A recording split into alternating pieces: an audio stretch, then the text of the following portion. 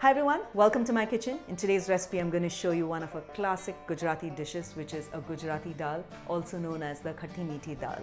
It's got an amalgamation of flavors coming from cinnamon, the hing, the ginger, the green chilies, the red chili powder, kokum, the lemon, the jaggery, and of course the tur dal. It's a very thin dal and made very flavorful with all these ingredients. So without wasting any time, let me just walk you through the step-by-step method of how to make the Gujarati Dal.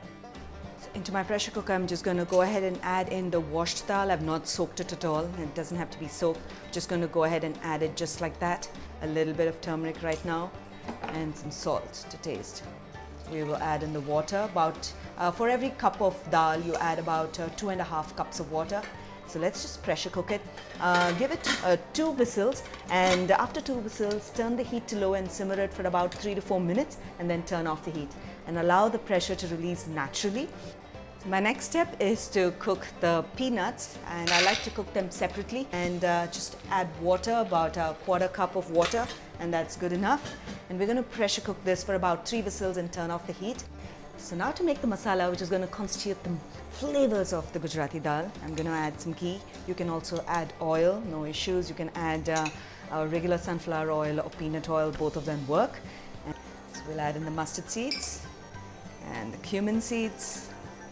And we're going to allow the mustard and cumin to crackle. And once it crackles, we'll add in the remaining masalas.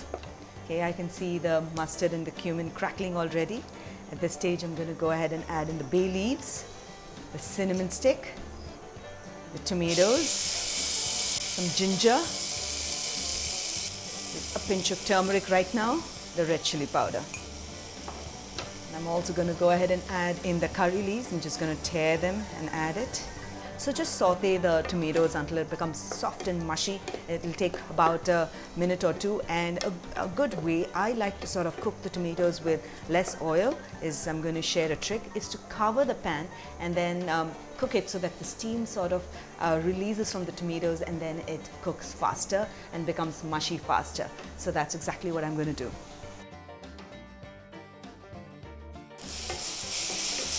So this looks perfect. Notice the tip I shared with you, how the tomatoes have become nice and mushy and soft and come together. This is perfect.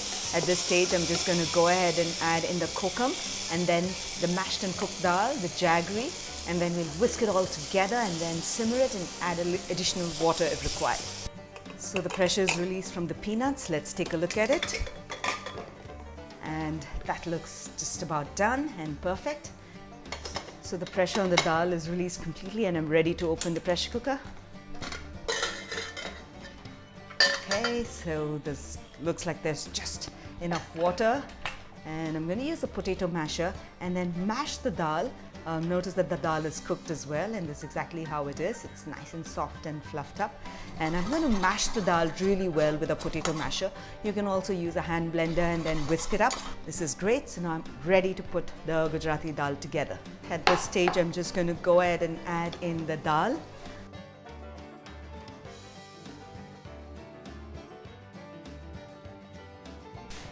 And the peanuts, the jaggery. I'm also going to squeeze in the lemon.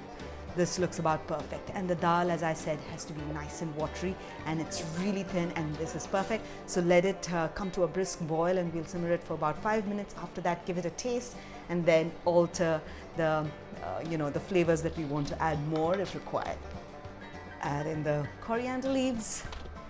We'll give it a stir, and I'm ready to serve it.